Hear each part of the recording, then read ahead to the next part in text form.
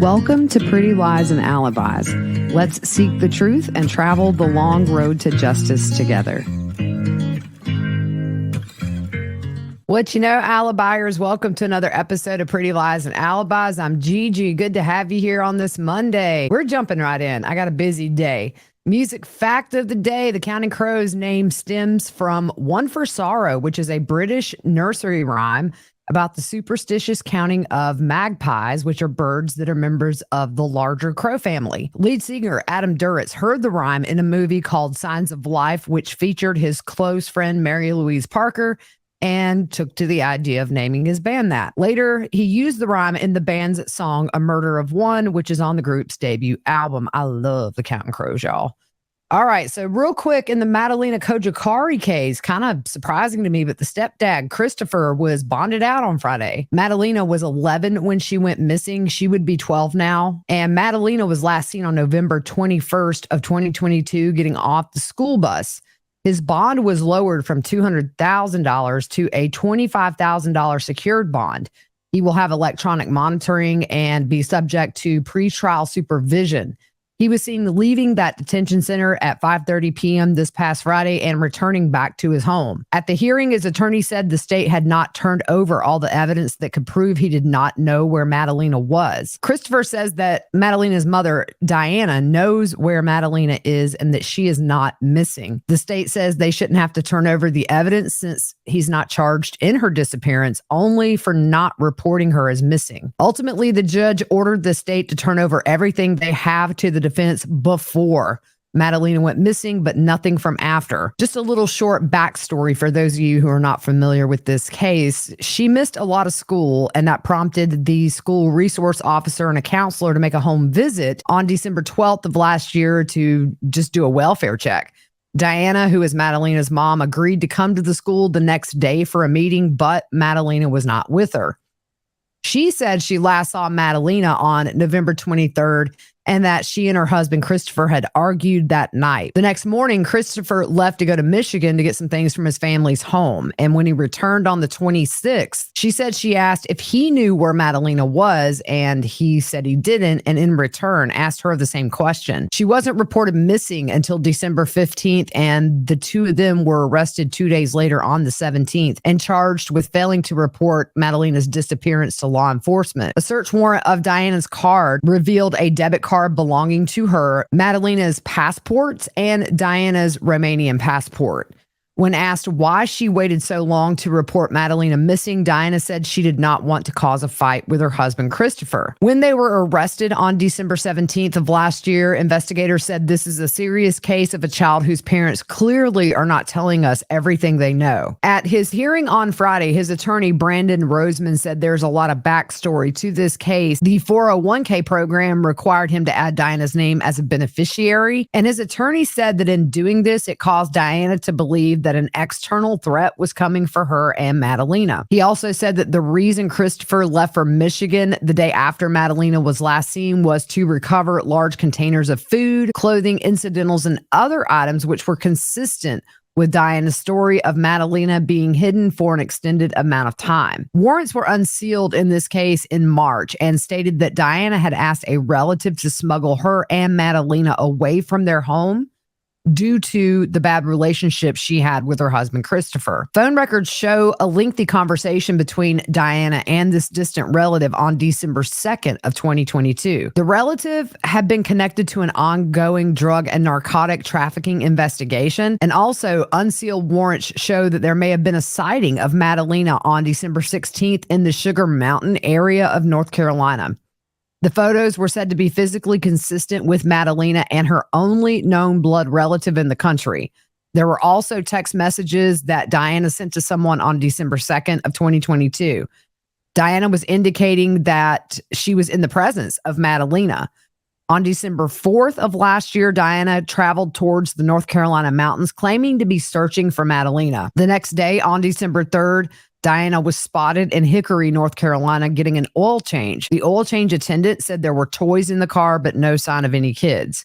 The distance from their home in Cornelius, North Carolina, where she went missing from, and Hickory is about an hour, and to Sugar Mountain, there's about 2 hours to get there. Madalina's grandmother, who traveled from Moldova to North Carolina to bring her daughter and Madalina home, spoke to the U.S. Sun outside the courthouse and says she believes that Christopher sold Madalina to traffickers. She told the publication they were held in this house like prisoners and that he had been sedating them with drugs in their juice. She alleges that Christopher drug Madalina from her bedroom and gave her to someone at the door of their home. And Diana was told if she told police, these people would kill her. She says Madalina is alive, but has had plastic surgery to make her unrecognizable, and also that someone has created a fake set of adoption papers for Madalina. A spokesman for the Cornelius Police Department responded to this claim, saying, "We are considering all aspects of this investigation, and we will continue to investigate any and all leads that will help us find Madalina." Her mom was charged with possession of cocaine and fentanyl while in jail, but those charges were dropped due to insufficient evidence. Diana pled not guilty last week for failing to report Madalina's disappearance.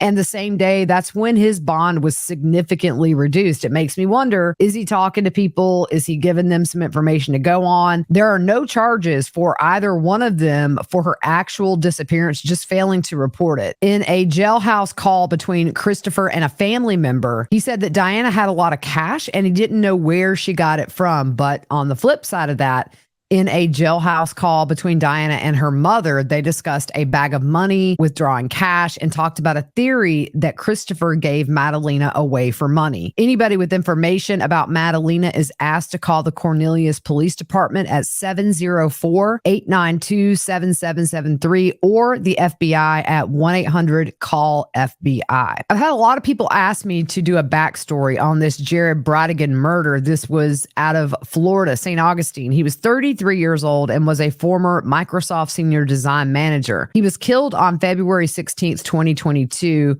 He was a father of 4. Now, he had 2 children with his ex-wife, Shanna. Those are twins, a boy and a girl who were 10 years old. Then he had 2 children with his current wife. Their ages were 2 and 7 months when he was killed. The night that he was murdered, he was driving with his 2-year-old daughter after dropping his twins off to his ex-wife and came upon a tire in the middle of the road that was blocking his path. Police believe the tire was placed there to coax him out of the car where he was ambushed. But after dropping off the twins in Jacksonville Beach, he was headed back to St. Augustine. He stopped to get his 2-year-old ice cream, and then he called his wife. She said nothing seemed to be wrong at that point. He told her he loved her and that he would be home soon. Now, after he should have been home, she called a cell phone and a police officer answered, telling her that their 2-year-old was okay, but she needed to come to the police station to talk about Jared.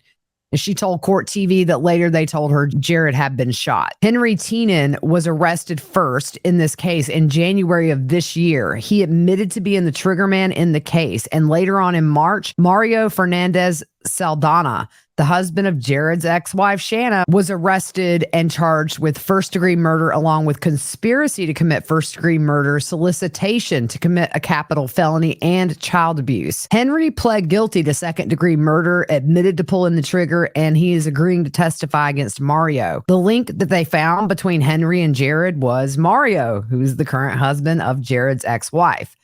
Henry was a tenant in a home owned by Mario, and the arrest affidavit says that there was a contentious relationship between Shanna, Mario, and Jared. Investigators found that Henry and Mario had 25 phone contacts in February of last year, 30 in March of last year, and 5 to 9 in May and June of last year. There were also checks written from Mario to Henry to pay for the murder.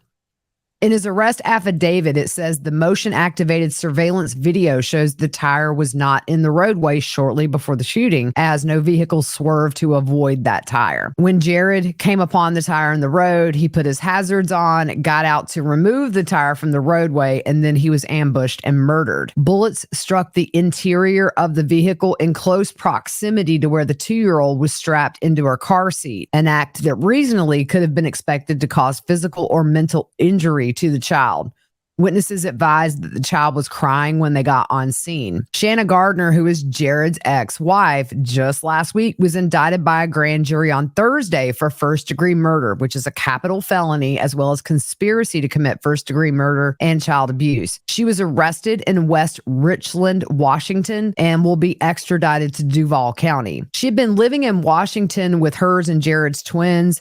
Prosecutors intend to seek the death penalty for her as well as Mario. They're going to be tried together as co-conspirators, and the indictment says she may have been planning to kill Jared as early as May of 2015, which was months before their divorce was actually finalized. The indictment says that Mario and Shanna on February 16th, 2022 did unlawfully and form a premeditated design to effect the death of Jared Bridegan, did then and there kill Jared, a human being, and during the commission of murder in the first degree did use a weapon. It also says they conspired to kill Jared and hired Henry to commit the murders. It also says they did knowingly or willfully abuse a child by intentionally committing an act that could reasonably be expected to result in physical or mental injury to a person under the age of 18 without causing great bodily harm. Now, how did Shanna and Jared meet? Well, they met way back in 2009 while she was visiting friends in Florida. The two of them were married in 2010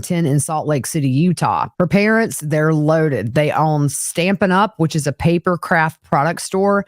It's a multi-level marketing company where you have associates who sign on new people, and it's estimated to be worth around $100 million a year that they're making. At first, Jared didn't seem to be interested in Shanna, but according to friends, she wined and dined him and flaunted her lifestyle, and eventually he warmed up to her. They settled in Highland, Utah in a home valued around $800,000, and they both drove Mercedes cars, even though at that time, neither one of them had a job.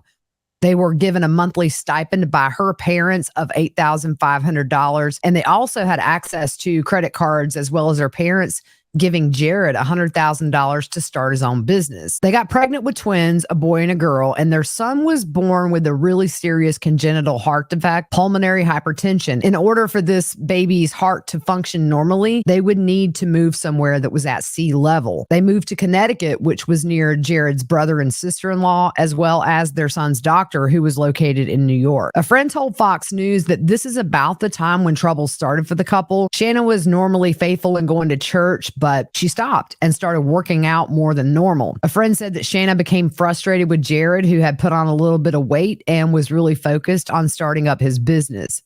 They divorced in 2015. It was a super nasty divorce. There was a custody battle, allegations of spying and deceit, and they eventually ended up with shared custody.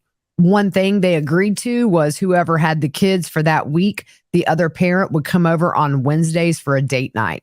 And that's where Jared had been shortly before his murder. He had taken out the twins and his 2-year-old that he had with his current wife out to dinner. Shanna met her current husband and her co-defendant, Mario, at a CrossFit gym, and they married in 2018. He was a maintenance worker there. In an interview a little over a year ago, Shanna told Action News Jax that she was asked not to talk to the media by Jared's wife, Kirsten, but she felt the level of speculation that was going on, it was necessary for her to speak out. She said that she and Jared shared very happy moments, including the birth of their twins.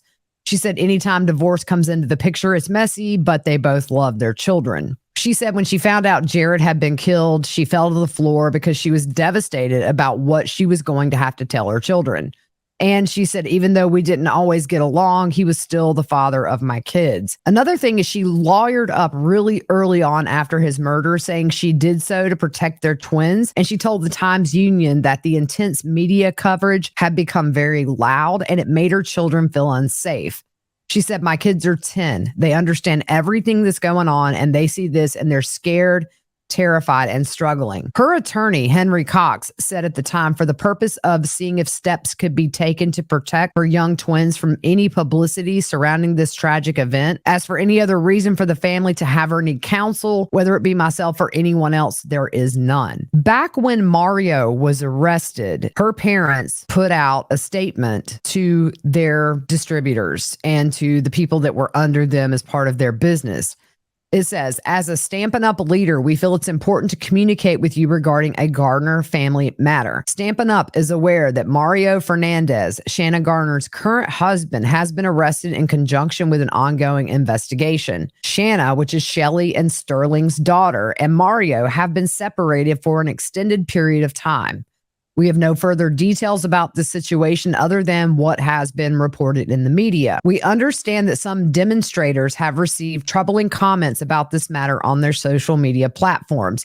Demonstrators is the name they give to their cell associates. Please feel free to delete comments of an inappropriate nature and block and report those commenters on your personal accounts. You may also share this email with your teams if needed. Stampin' Up's longstanding commitment to you and all of our demonstrators is unwavering. Thank you for your concern and continued support. Sincerely, Stampin' Up. Now, her parents released another statement after her arrest saying, words cannot accurately express the depth of our sadness. Family is our top priority. We love our daughter and are focused on supporting her and our entire family as we help our grandchildren navigate this difficult and very confusing time. For their sake and all involved, we caution against further speculation and request privacy as the legal process runs its course. In the meantime, we are thankful for the continued support, thoughtfulness, and prayers being so generously shared by friends and loved ones. Jared's current wife also released a public plea to reunite her children she had with Jared with the twins, saying, our hearts and minds have been with Liam and Abby since the day of Jared's murder, but especially for the past year and a half. Liam and Abby have been isolated and kept away from us while they lived with their mother, their stepdad, and their maternal grandparents. Despite my constant requests to see or speak to them, I've been denied and continuously ignored. So I will take this opportunity to do it again.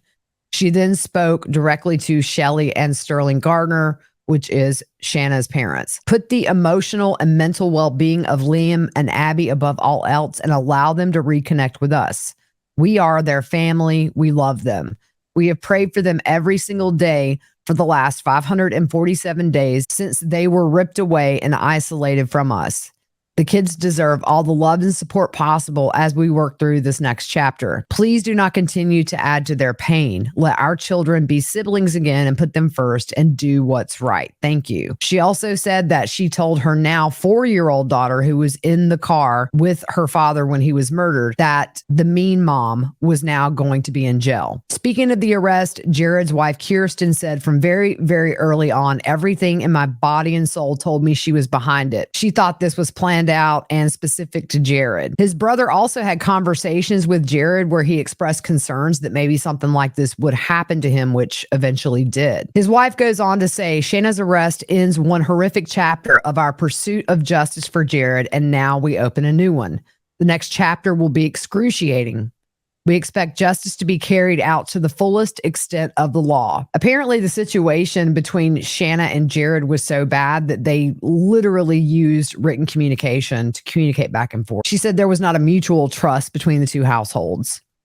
Now, investigators haven't said what led to her arrest, but State Attorney Melissa Nelson said Henry Tenon did not act alone. Mario Fernandez did not plan alone, and Shanna Gardner's indictment acknowledges her central and key role in the cold, calculated, and premeditated murder of Jared Bridegan. She had a hearing last week, and the judge read her rights as far as extradition and being appointed a public defender. Her attorney said they do not intend to waive extradition, and they want to look into the habeas corpus procedure. Her attorney asked the judge to set a hearing for that. The state asked for a review hearing on September 14th, and they've been in contact with Florida to see if they can get a governor's warrant signed, and they also asked for no bail. The defense says they were not prepared to discuss bail at that hearing last week, so the judge, of course, held her with no bail. Next hearing, September 14th at 8:30 a.m. The trigger man faces 15 years in prison, and his next court date is October the 9th. Few things from my contact in prison, just a few little facts to throw your way here at the end. She said 9 years in prison, she is still considered a newbie. Instant coffee is a big source of makeup for women in prison. They use it to make bronzers, eyeliner, mascara, contour, and other things. Melted color pencils can also be used as eyeliner. Carrots and strawberries can be used as teeth whiteners.